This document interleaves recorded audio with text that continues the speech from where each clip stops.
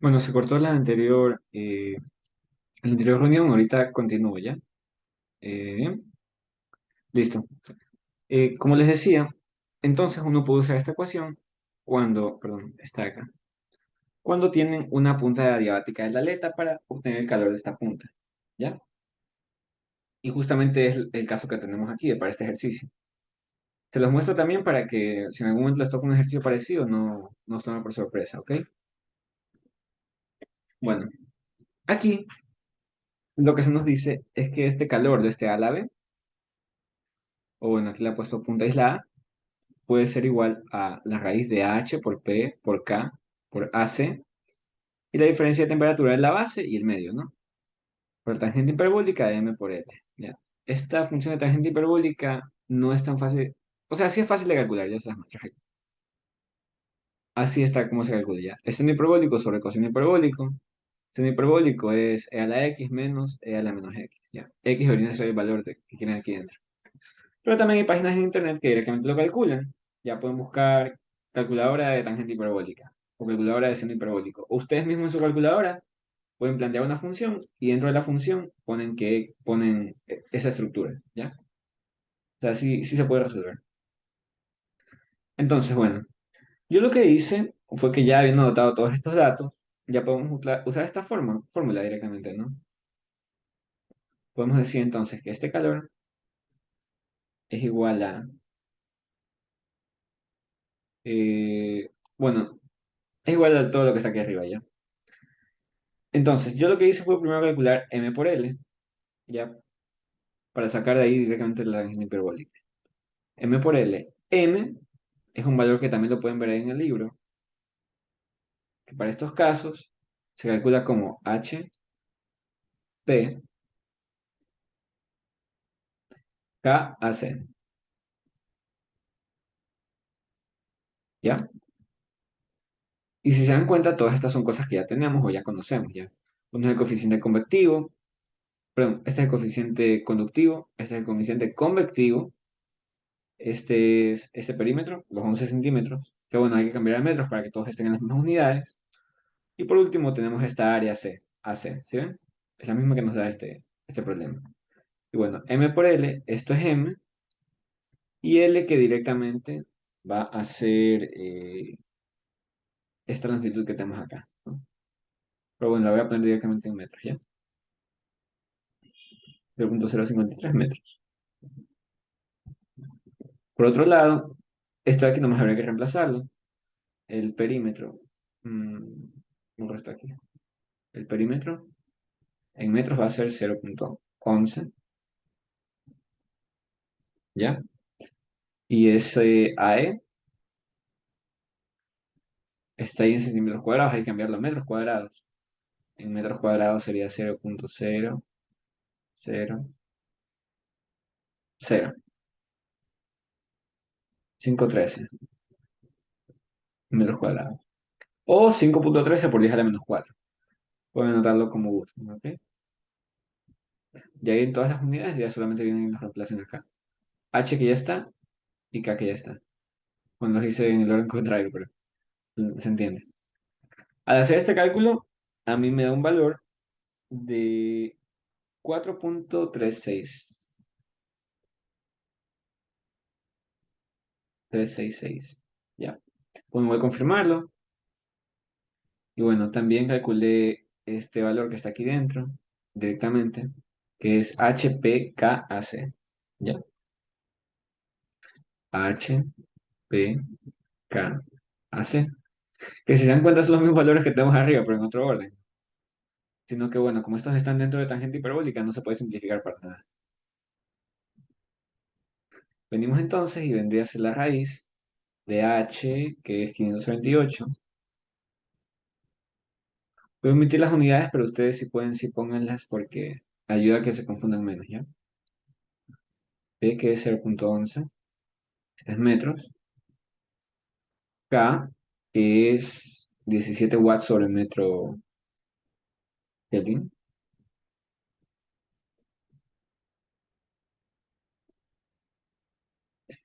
Ay, me distraje pues las unidades. Bueno, ya se queda ahí. Ya pongo todas nomás. Este de acá es watt sobre el metro cuadrado. Kelvin. Y este de acá es solo metro. Y por último tenemos AC, que es este valor de aquí, metros cuadrados.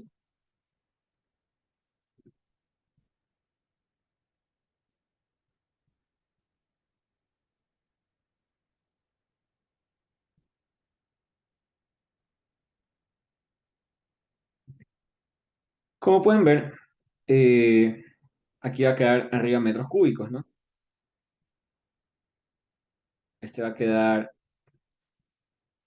dentro de la raíz, ¿no? Va a quedar arriba metros cúbicos, pero se simplifica con este m de acá y este m cuadrado acá, así que no queda ningún m. Hay m3 arriba y m3 abajo.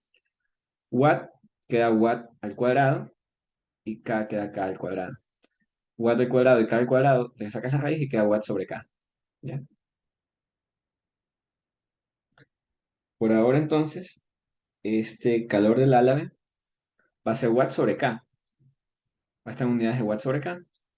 Y el valor que me da es 0,7184.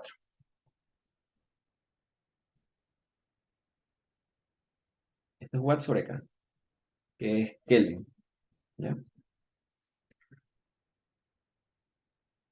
Este valor de acá no creo que sea dimensional, pero no sé si es necesario tampoco sacar las unidades. Eh, bueno, yo supongo que no debe tener unidades porque aquí adentro es tangente hiperbólica. Casi siempre, si se dan cuenta, cuando uno va a meter una función dentro de un seno, un coseno, casi siempre queda un número dimensional. ¿Ya? Aquí este K, ya ahorita calculemos directamente el calor, ¿no? Porque ya tenemos todo, ¿no? Este primer valor de aquí, que es 0,7184,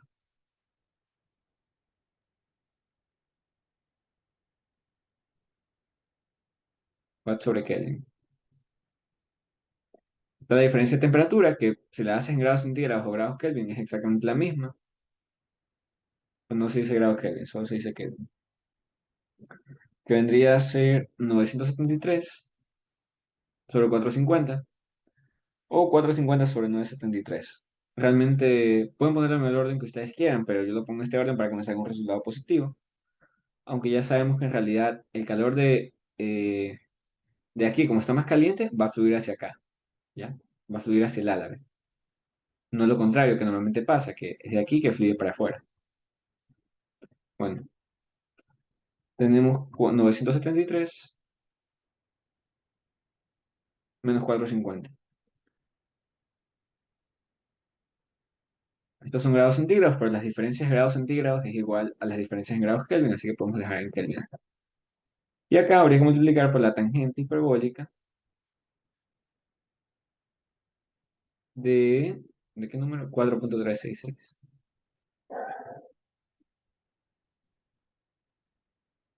Este valor de tangente hiperbólica me sale algo bastante aproximado a uno, ¿ya? Aproximadamente uno, vamos a poner. Me salía como 0,99999, ¿ok? Bueno, este resultado total que da aquí, como ven, va a dar un resultado en watts, me da 375,7 watts.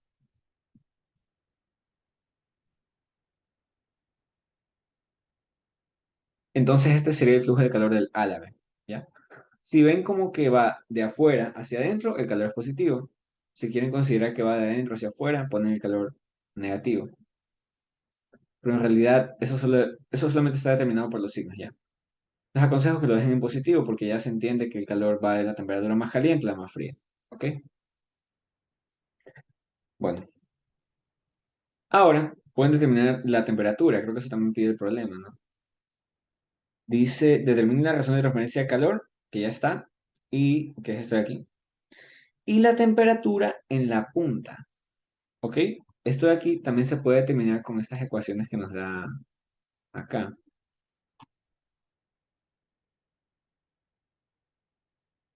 Está por aquí.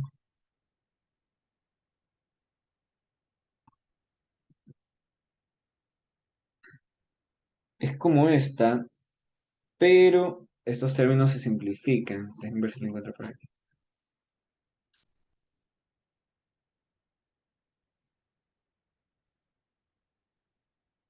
Aquí está. Punta diabática de la aleta. Esta es la ecuación que podemos usar para tener la temperatura, ¿no? Voy a una a copiarla, ¿ya?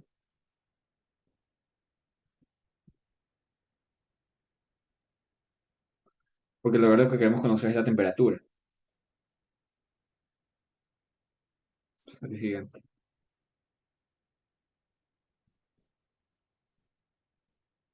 Nosotros lo que queremos saber es la temperatura a cierta distancia. ¿A qué distancia queremos? Justamente en la punta, ¿verdad? La punta vendría a ser L, que es la longitud total, ¿verdad? La longitud total que vendría a ser para nosotros el 5,3 centímetros, ¿no? Para ello, venimos y reemplazamos esta fórmula. Para nosotros X va a ser igual a L, ¿ya? Porque queremos conocer la temperatura en L. Entonces ponemos así. Temperatura en L va a ser igual entonces al coseno hiperbólico de m por L menos X. En este caso, como L es igual, sería L menos L, ¿no? Coseno hiperbólico de nuevo, esta vez solo de m por L, ¿ya? Como queremos encontrar este tx, vamos a pasar esto de aquí que está dividiendo a multiplicar al otro lado, ¿ya? Lo pasamos a multiplicar y queda tb menos t infinito. Y por último, pasamos esto de aquí a sumar, porque está ahorita restando. ¿Ok? Si hacen el cálculo, van a ver que cuando L es igual, cuando este valor aquí dentro es igual a cero, el coseno hiperbólico da un valor también de 1, ¿ya? Es bien curioso este coseno hiperbólico. En mi primer cálculo que era algo raro, me salió, perdón, en el tangente de acá, cuando me da este valor, me da sale 1, y este coseno hiperbólico cuando lo evalúo en cero, me da 1 también. Bueno, evalúa este valor aquí, que como ven, L menos L da cero, M por cero da cero, sería coseno hiperbólico de cero. Voy a irlo poniendo aquí abajo ya. Temperatura en la punta de la longitud, que vendría a ser coseno hiperbólico de cero, coseno hiperbólico acá abajo. Esta vez es M por L, que si se dan cuenta es lo mismo que ya calculamos antes, M por L, que era 4,366.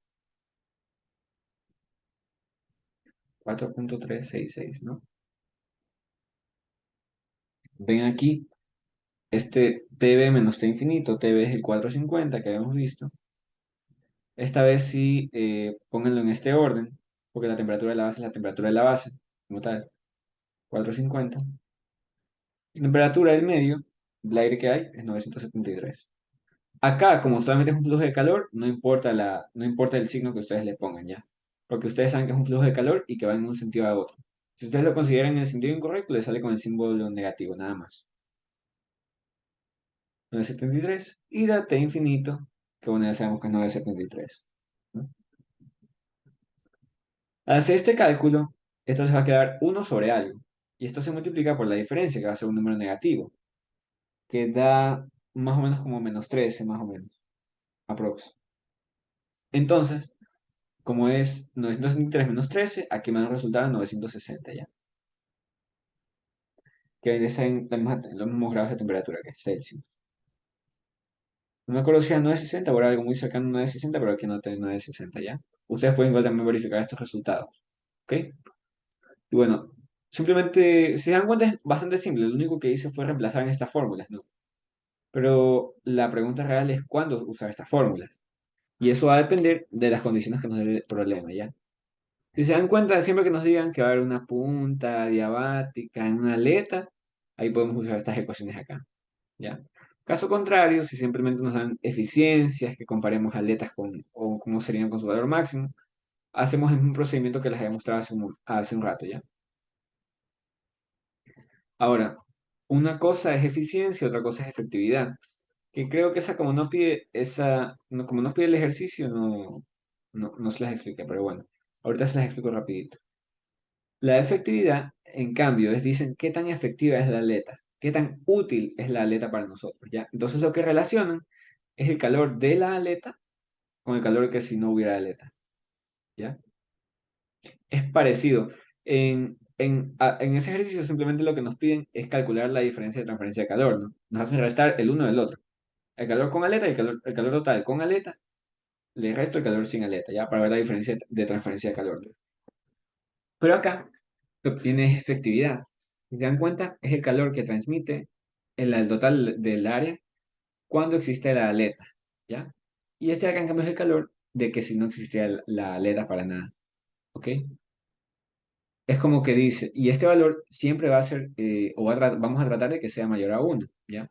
Porque lo que nosotros queremos es que se transfiera más calor que el que habría sin aleta, ¿no? Significa que este puede ser 2000 y este puede ser 1000. Entonces ahí la efectividad de la aleta debería ser 2, ¿ya? Ahora, ¿qué es lo que pasa? A veces, en algunos casos, puede ser que se aumente esta área al momento de nosotros hacer la aleta, ¿no? Pero también puede pasar que por la geometría del sistema, nosotros ponemos muchas aletas y todas están muy cerca de otras, ¿ya? Entonces, como muchas están muy cerca de otras, y se acuerdan que las que normalmente con las aletas queremos enfriar, imaginen que todas están así y todas están calientes. Y hay muchas así pegadas, unas con otras calientes. ¿En qué momento, si todas están pegadas calientes, aunque haya un montón de área de transferencia, ya, aunque hay un montón de área de transferencia, ¿en qué momento estas van a entrar en contacto con aire fresco, con aire a temperatura ambiente? En ninguna, porque van a calentar el aire que está aquí alrededor y ese aire se va a quedar de cierta forma medio atrapado, ¿ya?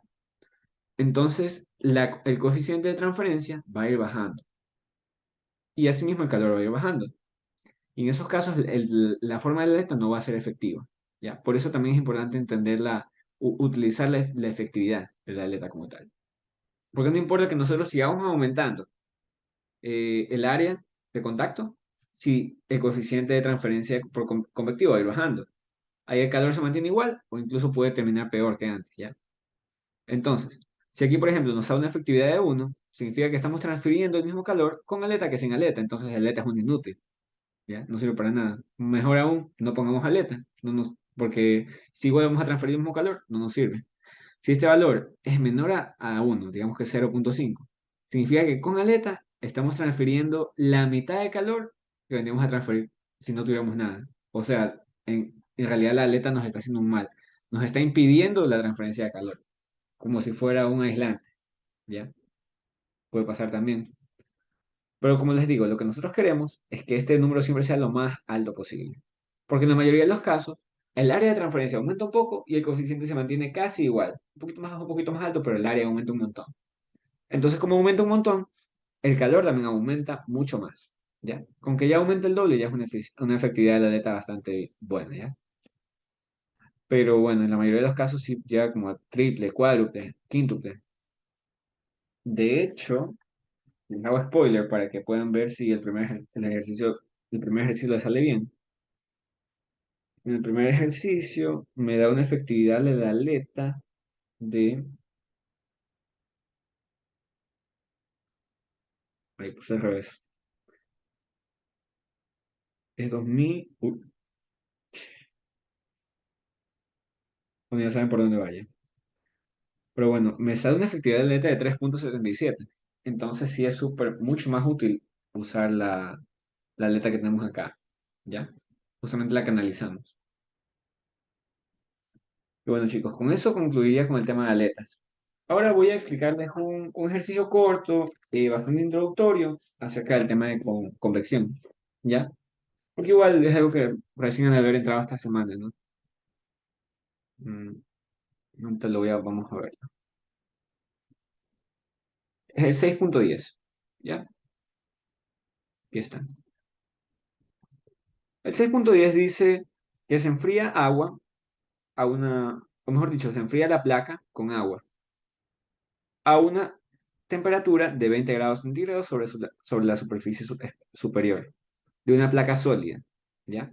Esta placa dice que tiene 50 centímetros de espesor. 50 centímetros. Se nos dice que inicialmente la superficie superior e inferior de la placa sólida están a 60, ve aquí está mal el libro, S1 y S2. Se nos dice que inicialmente la parte superior está a 60 Celsius y la parte inferior está a 120 Celsius. Y viene agua. Agua a 20 grados centígrados, ¿ya? Para buscar de alguna forma enfriar esta, esta placa metálica, ¿no? Y aquí, como el agua está en movimiento, nos encontramos con un proceso de convección. Y justamente de eso se trata el capítulo, ¿ya? Aquí, asimismo, como estuvimos analizando mucho más la convección, la conducción en los sistemas concentrados, no concentrados, anterior a eso, si no me equivoco, creo que el capítulo 2 antes de las resistencias, ¿se acuerdan que analizamos la conducción dentro de un sólido? Que veíamos cuál es la temperatura a tal distancia, a tal distancia, a tal distancia, por ejemplo, de una esfera o de una pared muy larga, veíamos cosas así. Aquí vamos a también analizar de forma más profunda la convección.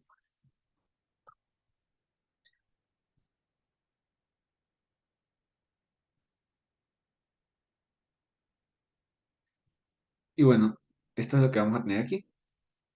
¿Ya?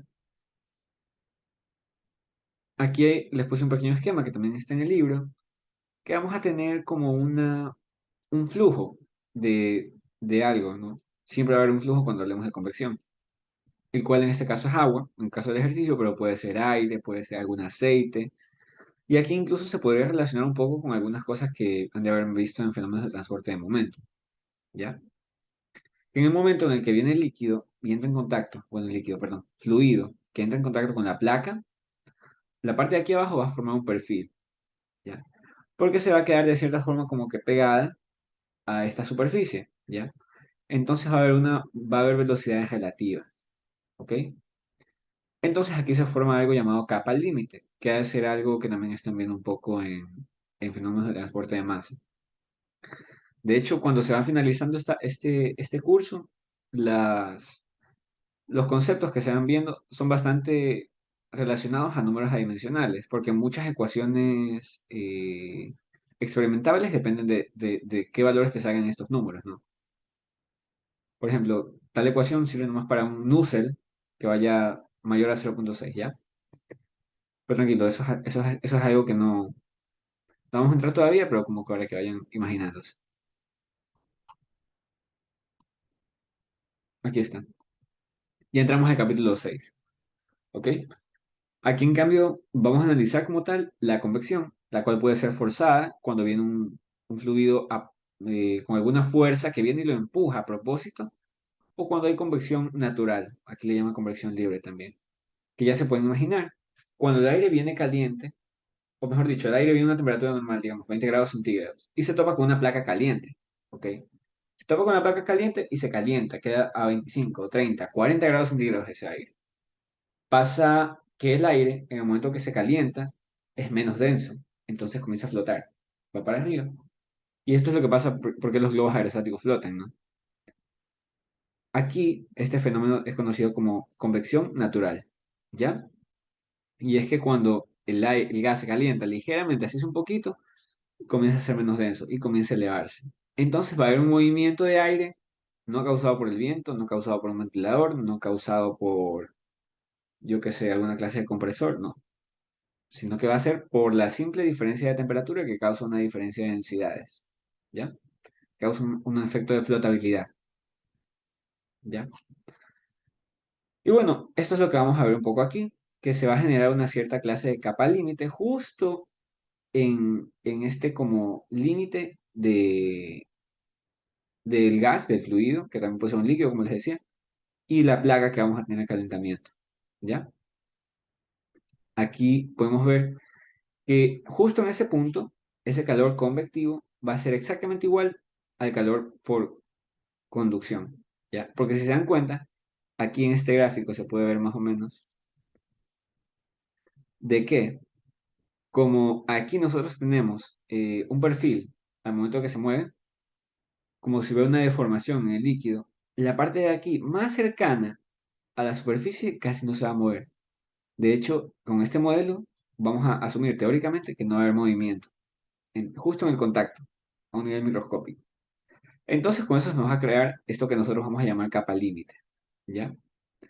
Y esto nos sirve para nosotros decir que, bueno, este calor de conducción, que va a haber la transferencia que transfiere a través de las placas, va a ser igual a la transferencia que va a haber a través de este fluido, ¿no?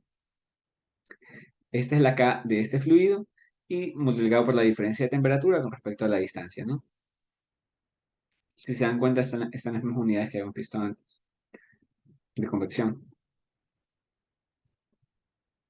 ¿Ok? Y bueno, aquí en este ejercicio, bueno, tenemos aquí una forma de nosotros poder relacionar esto que les acabo de mencionar, de este delta T de Y, que es igual al gradiente de temperatura en la superficie, por eso está como una derivada. Ya vimos que era un gradiente, como que la variación de la temperatura conforme se vaya alejando de esa superficie, ¿ya? Y esta ecuación nos va a permitir relacionarlas, ¿ok? Y esta justamente es la que vamos a utilizar para resolver este problema, ¿ya? Vamos a ver cómo se utiliza. Nosotros tenemos estas dos temperaturas aquí, ¿verdad? Y se nos dice que el aire normalmente está a 20 grados centígrados, ¿ok? Entonces, nosotros podemos valernos de esta ecuación que tenemos aquí y de las otras que también nos muestran, a ver, estas secciones, ¿sí? Para nosotros comenzar a encontrar el coeficiente convectivo, que justamente eso es lo que nos piden en este ejercicio, ¿no? Dicen, determine el coeficiente de transferencia de calor por convección del agua y el gradiente de temperatura en la superficie superior de la placa. O sea que nos piden encontrar dos cosas. Uno es el H, que no nos lo va a dar, vamos a tener que despejarlo, este H. Y otra cosa va a ser este factor de aquí, el delta T, delta Y, evaluado cuando Y es igual a cero, ¿ya? Eso también vamos a tener que despejar. Y ustedes pueden decir, ah, hay que integrar. Y realmente no, porque si se dan cuenta, si llegamos a conocer el K del fluido, la temperatura superficial y la temperatura del medio, lo podemos despejar tranquilamente. Aunque bueno, primero hay que encontrar H, ¿ya? Ya vamos a eso. Vamos entonces a que normalmente, como les decía, la convección, justo en ese punto de la capa límite, va a ser igual a la conducción, ¿no? Al calor por conducción. Porque el mismo calor que se transfiere de esta placa va a ser igual al calor que se transfiere al aire, ¿no? Entonces, podemos decir, el calor por convección es este coeficiente convectivo, como vimos acá. Bueno, eso es algo que ya se conocía, ¿no? No es nada nuevo. Está dividido para la unidad de área, porque realmente no nos interesa ahorita el área, ¿ya? Porque eso se toma en consideración en la convección y la conducción, pero ahorita no necesitamos. Vendría a ser H por la temperatura, que vendría a ser de la superficie, y la temperatura de esta de acá, ¿no? Sería TS1 menos T infinito. Esto es la convección, ¿no? A esto sería igual la convección. Y el calor por conducción, que bueno, eso es algo que ya también conocen, que esta vez es la K, como estamos ahorita en estas unidades, ¿ya? Las voy a poner acá. En watts sobre metro cuadrado. Estas de aquí. No son el calor grande, sino que son el calor por unidad de área, como habíamos visto. Entonces, para ello no requerimos igualarlas por las áreas, porque igual el área es la misma. Se simplificarían si las pusiéramos acá multiplicándolas, ¿ya?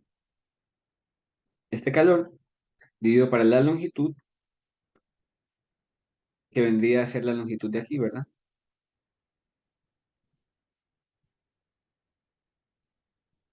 Y por la diferencia de temperatura, que en este caso ya no va a ser la aquí con la de acá, porque es conducción, sería 120 menos 60. O bueno, la voy a poner en los símbolos, ¿ya? TS,2 más TS,1, ¿ya? Entonces con esto vendríamos y lo que nosotros queremos despejar es justamente el coeficiente convectivo, ¿ya? Entonces podemos venir y decir, coeficiente convectivo es igual a K sobre L por TS2. Voy a reemplazar directamente ya, que es 120, TS1 que es 60, y esto acá lo paso a dividir, ¿no? Esto de aquí lo pasaría a dividir. TS1 que es 60 y el T infinito que es 20, ¿verdad? Ujú, 20.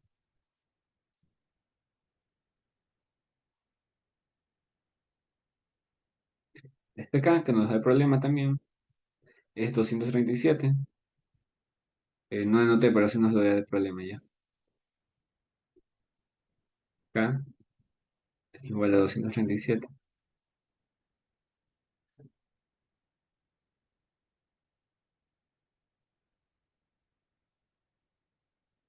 Y nada más tenemos, sí. Bueno, podemos reemplazarlo. Este acá, como les decía, es 237. Voy a borrar 237.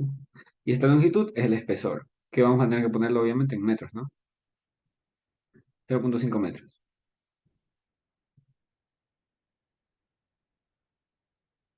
Y bueno, haciendo este cálculo, sería, esto de aquí sería 60 sobre 40, que es el número 6 sobre 4, o 3 medios. 3 medios es 1,5. Sería 1,5 por 237 dividido para 0,5, que es lo mismo que multiplicar por 2. Sería, entonces, 1,5 por 2 sería 3. Entonces sería literalmente 237 por 3. 3 por 7, 21, llevo 2. 3 por 3, 9, 10, 11, llevo 1. 2 por 3, 6 y 1 es 7.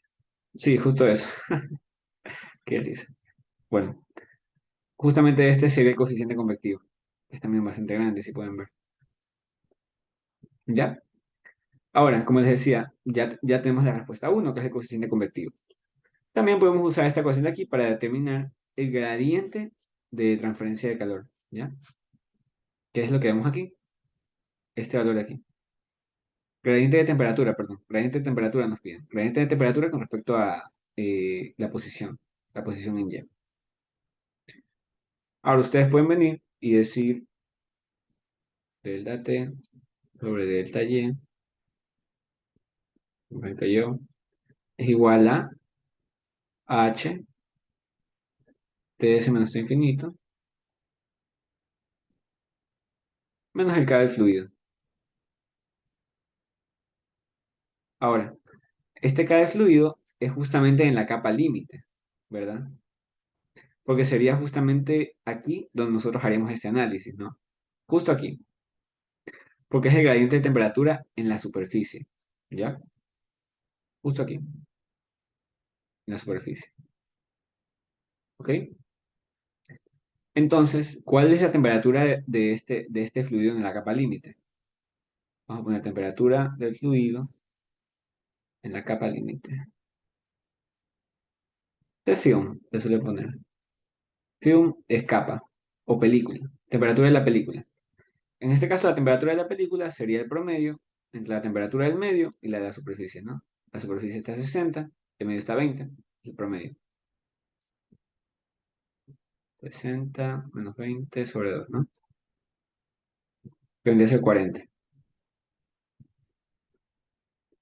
En 40, nosotros ahora queremos el K, ¿verdad? El K del fluido. Para ello podemos ir a las tablas, que aquí también tenemos una tabla. Tenemos la tabla A9. Voy rapidito para allá para que, en caso de que en algún rato tengan que buscarlas, ya saben dónde están, ¿no? Tabla A9, propiedades del agua saturada. Pueden venir y decir a 40 grados centígrados, vengo, y la conductividad térmica cuando es líquido es 0,631, ¿sí? Entonces el K que nosotros queremos es 0,631. K, 0,631.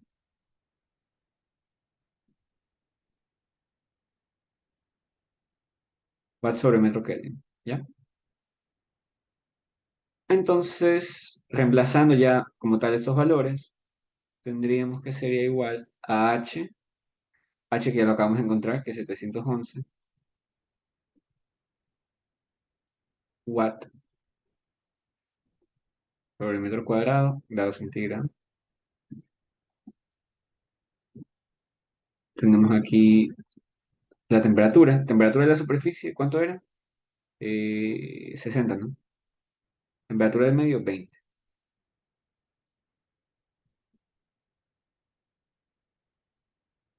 Y vienen acá y dividen para el K del fluido, ¿no? Que está negativo. Que bueno, esto aquí lo que va a hacer es hacer negativo el resultado que nos den, ¿no? El resultado de delta t por delta y.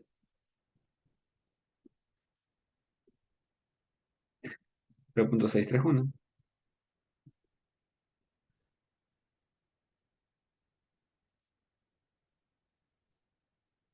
¿Ok? Esto de aquí, creo que las unidades que se tienen que usar, las correctas,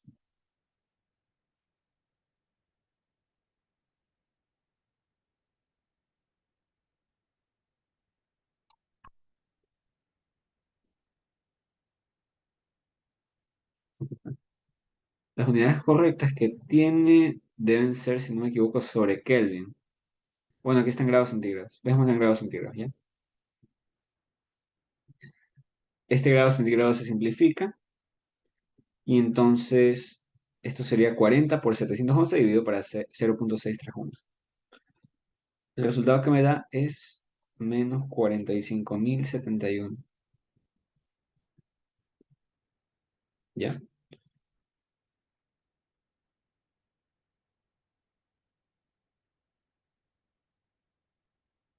Me da en grados centígrados por metro.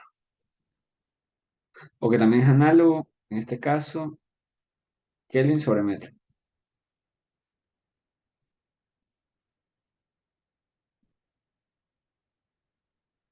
Según lo que está aquí, se entiende que debe estar en. Bueno, este está en watts sobre metro cuadrado grado centígrado, pero se entendería que podría quedar así ya. Aunque por lo general aquí se suelen utilizar en términos de Kelvin. Y listo. Así se obtendría entonces ese gradiente, ¿ya? Hasta ahora mantengámoslo simple porque igual es algo introductorio, igual van a ir avanzando más con otros conceptos en la clase y ahí vamos a hacer ejercicios un poco más complejos, ¿ya? Pero por ahora pueden utilizar estas dos ecuaciones que vimos para despejar varios parámetros. El más útil y coeficiente convectivo, ¿ya? Y bueno, chicos, con eso concluirían las ayudantías del día de hoy. Igual también Ángel lo dejaba preparar algunos ejercicios, entonces ahí quedan un poco más reforzados, ¿ya? Espero de verdad que les vaya muy bien, tengan buena semana y éxitos, ¿ya? Cuídense. Hasta luego, ¿ya?